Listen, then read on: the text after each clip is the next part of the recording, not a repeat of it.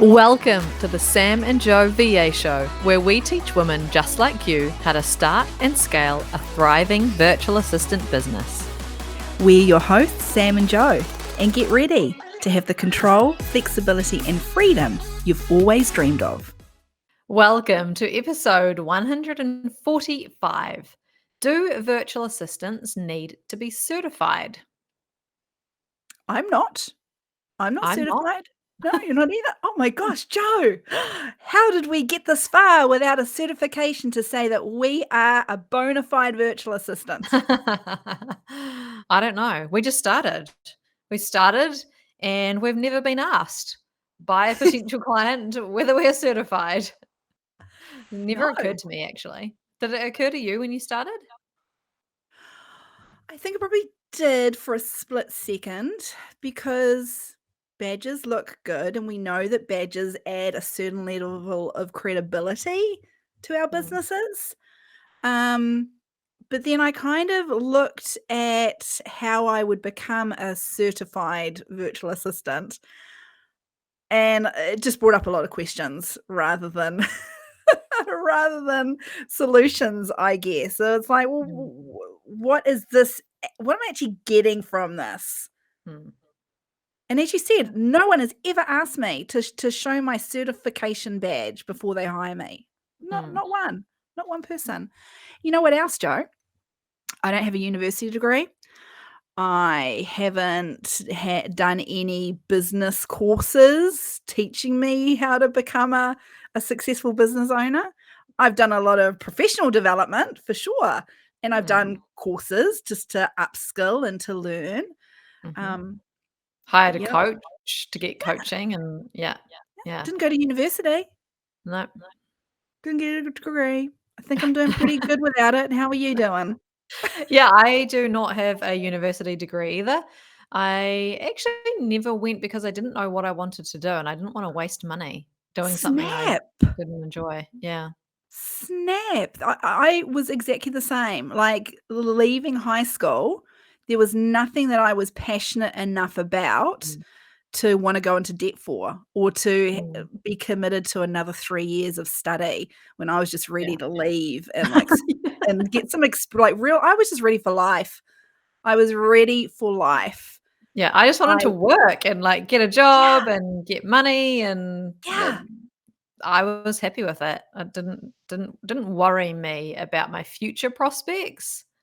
Yes. And I think we're both quite confident in our abilities and our personalities and our drive and ambition that we didn't need that piece of paper. I remember when I left high school, I didn't finish 7th form. I left halfway through 7th form. I'd checked out. I wasn't turning up. I had fallen behind in assignments and stuff. I'm like, what is the point of this? And so I remember getting my final kind of school report, even though it wasn't at the end of the year. And whoever wrote it, I don't know if it was the principal, who I'd never met. I'd never been in his office. He didn't know me. Big high school in Hamilton. No one knew me. He didn't know me. And there was a comment at the bottom of it. And it was around, Sam's been an excellent student. She's achieved so much. We're disappointed that she's leaving early, and we would recommend that she continues her studies elsewhere, i.e. go to tech, go to WinTech, get something under your belt. And it got to me. I'm like, oh shit, okay, all right. I guess I need to do something, and I'll just do a year course somewhere. So I signed up to WinTech. To learn about business administration because I knew I wanted to travel. That was my goal. I wanted to get out and I wanted to travel. And traveling in those days, I don't know if it's different now, you either worked in hospitality or you worked secretarial type of things. Those were kind of the two options that suited traveling over in Europe and the UK and stuff. Knew I didn't want to bartend. Nah, that's just not me. Too many people. I'd just be overwhelmed. What was it that you said yesterday to me, Joe, that you're good for you're out for a good time but not a long time? Yeah. It's totally me. Good time but not a long time. So doing that night after night, no way. So yeah, I didn't finish it. Didn't finish the WinTech certification, whatever it was that I was going to get out of there. And I just left. So after a few months, I'm like, nah, I'm out of here. I know what I know. I just know it's going to be fine. I'm just going to give it a go. What's the worst that can happen? Yeah. And I think, for you listening, if you're thinking about becoming a virtual assistant and feeling underqualified or undercertified, like, you really don't need it.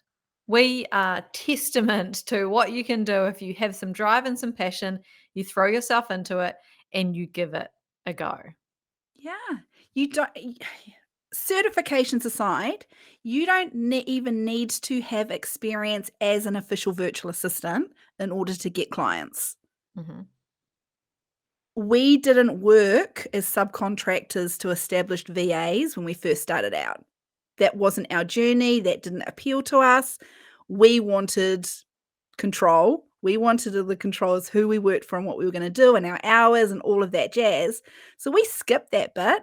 Once Mm, again, didn't need it.